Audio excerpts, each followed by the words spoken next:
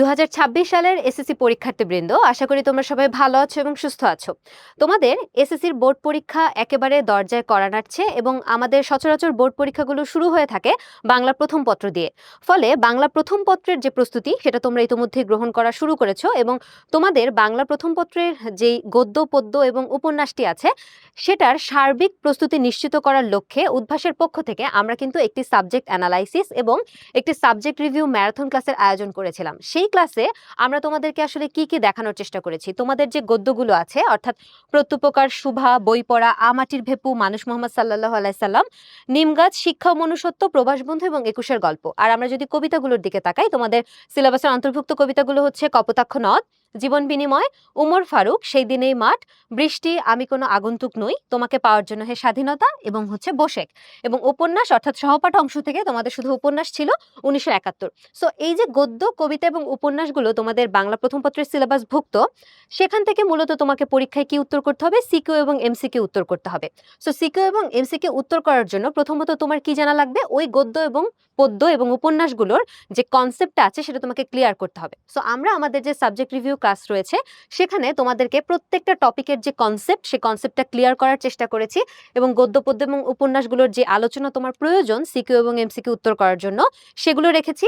এবং সেই পাশাপাশি তোমাদের যেহেতু পরীক্ষায় তোমাকে উত্তর করতে হলে তোমার অনেক বেশি প্র্যাকটিসের কোনো বিকল্প নাই, ফলে আমরা হচ্ছে সেখানে প্রয়োজনীয় সংখ্যক সিকিউ এবং এমসিকিউ ক্লাসে সলভ করিয়েছি এবং এর মধ্য দিয়ে তোমার পরীক্ষার জন্য তুমি যে বোর্ড থেকে বিলং করছো সেই বোর্ড অনুযায়ী যে পরীক্ষায় বিগত বছরের পরীক্ষায় কোন টপিকটা থেকে বেশি প্রশ্ন এসেছে সেটার উপর ডিপেন্ড করে আমরা টপিকগুলোর মধ্যে কোনটা গুরুত্বপূর্ণ, কোনটা কিছুটা কম গুরুত্বপূর্ণ, সেটার উপর ডিপেন্ড করে আমরা হচ্ছে টপিকগুলোকে সহজে কিভাবে তুমি উপস্থাপন করতে পারবা সেটাকে আমরা হচ্ছে ক্লিয়ার করার ট্রাই করেছি। সো তোমাদের মধ্যে থেকে অনেকেই হচ্ছে ইতিমধ্যে এই ক্লাসগুলো দেখেছো।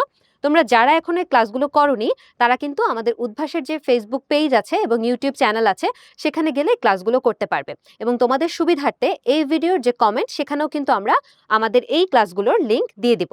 এবং তোমাদের যেহেতু প্রথম পরীক্ষা বাংলা প্রথম পত্র এবং এর মধ্য দিয়ে তোমরা আসলে তোমাদের জীবনের অন্যতম গুরুত্বপূর্ণ একটা পরীক্ষায় বসতে যাচ্ছ, ফলে এই পরীক্ষা নিয়ে বা এই বোর্ড পরীক্ষা নিয়ে, এসএসসি পরীক্ষা নিয়ে তোমাদের মধ্যে অনেক ধরনের টেনশন কাজ করছে, চিন্তা কাজ করছে। এখন তোমাদের জন্য আমাদের পক্ষ থেকে যে পরামর্শটা রয়েছে সেটা হচ্ছে, যেহেতু এটা প্রথম পরীক্ষা, তোমরা অবশ্যই সবাই চেষ্টা করবা যে হাতে পর্যাপ্ত পরিমাণে সময় নিয়ে তোমার যে পরীক্ষার কেন্দ্র আছে সে কেন্দ্রের উদ্দেশ্যে বের হওয়ার জন্য। কারণ আমরা ইতোমধ্যে জানি যে আমাদের তুমি যেই শহর থেকে বা যেই জায়গা থেকে বিলং করো না কেন, রাস্তায় কিন্তু প্রচুর পরিমাণে ট্রাফিক জ্যাম থাকে। তো তোমার যদি কোনো কারণে আসলে পরীক্ষায় দেরি হয়ে যায় তাহলে সেটা কিন্তু তোমার পুরো পরীক্ষার উপর একটা প্রভাব ফেলবে। এবং তুমি যখন পর্যাপ্ত পরিমাণে সময় হাতে নিয়ে বের হবা তখন তুমি কিন্তু পরীক্ষার হলে একটু আগে পৌঁছে তোমার যে নির্ধারিত আসন সেই আসনে বসে কিছুটা সময় একটু বিশ্রাম করতে পারবে বা কিছুটা রিল্যাক্স করতে পারবে, যাতে পরীক্ষার প্রশ্ন পাওয়ার পর বা খাতা পাওয়ার পর তুমি নার্ভাস না হয়ে যাও। এই জন্য তোমাদের সবার কাছে অনুরোধ থাকবে, সবাই অবশ্যই অবশ্যই পরীক্ষার দিন পর্যাপ্ত পরিমাণে সময় হাতে নিয়ে বের হবে এবং পরীক্ষার আগের রাতে আমাদের পরীক্ষার জন্য যে জিনিসগুলো আবশ্যিক, যেমন তোমার অ্যাডমিট কার্ড, রেজিস্ট্রেশন কার্ড, কলম এবং আরও যা যা তোমার প্রয়োজনীয় উপাদান প্রয়োজন হয় সেগুলোকে অবশ্যই গুছিয়ে রাখবে।